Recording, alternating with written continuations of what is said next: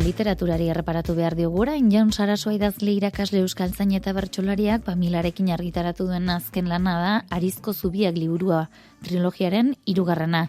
Sarasua Garabide Gobernuz kanpoko erakundeko ordezkaria ere bada eta soziolinguistika arlotik asko du lan berriak. Hizkuntza gutxituak berreskuratzeko bidean ari den Brasilgo, Mexikoko eta Afrikako 5 komunitatetara egin dituen lanbideietako testu laburrek eta gogoetek osatzen dute liburua. Mari Jouria kontatuko digu.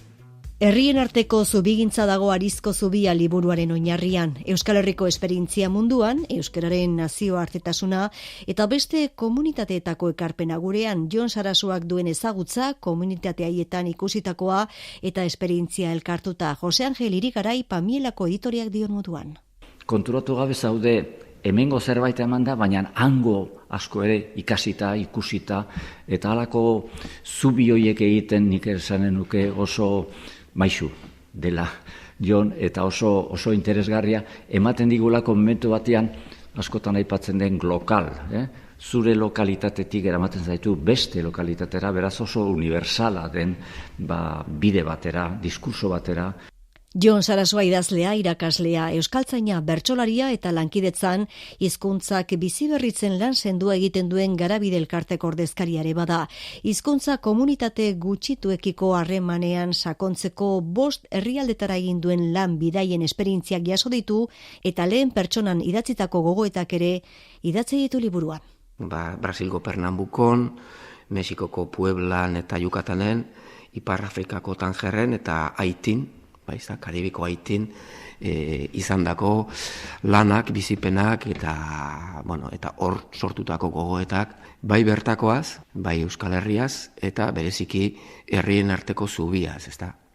Segurazko liburua hor kokatzen da, ezta. Herrien arteko zubigintza horretan kontrabando ere deitu izan diogu, herrien arteko, esan dezagun, herrien esperientzia eta estrategien kontrabando moduko bat egiten duela, Garabidek eta oro har hizkuntza lankidetza deitu izan diogunak.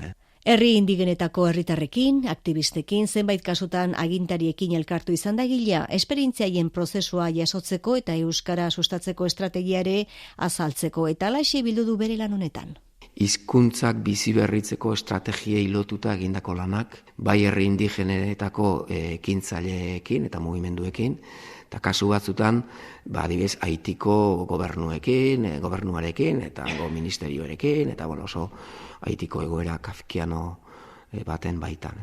Brasilgo Pernambukon kantu improvisatuaren ingurukoak ere daude tartean. Bakarra da pixkat sailez kanpokoa, eta hau da Brasilgo Pernambukon ziurrenik munduko kantu improvisatuaren gunerik potenteenean han egindako inkursio bat kontatzen da. Orduan, lehenbizikoan, kasu honetan gaia gehiago da munduko kantu improvisatua eta Brasilgo kantu improvisatuaren mundua deskubritzea, hortik bertsolaritzari buruzko kontrabando bat eta kontrabando gogoetak egitea. Kontakizunak eta gogoetak uztartzen ditu beraz liburuak, baita euskararen norabidearen ingurukoak ere. Badaude euskararen norabideari buruzko gauza pieza desente nik uste tartekatuta. Bertsolaritzari buruzko, profundiako kargaren bate beste petardaren bate beste edo badago, oro har ideologiei buruz eta bestelako elementuei buruz ere tartekatzen dira gauzak, hor ari den ekintzan ari den hori, aldi berean gogoetan ari delako. Eta Jose Angelek esan duen bezala, ez da, ezke mundutik ikusten da Euskal Herria eta Euskal Herritik ikusten da mundua, ez da, edo zein gauzak txikienak ere, badu nazioarteko dimentsio bat, ez? Eta guk, Euskararen komunitateak ere, badu nazioartekotasun bat. Eta idatzitakoan ahozkotasunaren indarra, espresibitatea aintzat hartu dituela, esan digu Jon Sarasuak. Idatzizkoak dira testuak, eta Euskararen espresibitate alik eta osoenaren bila noa testu hauetan, ez da? Oso ahozkotik gertu, baina aldi berean nire euskara totalenera hurbildu nahian, ez da?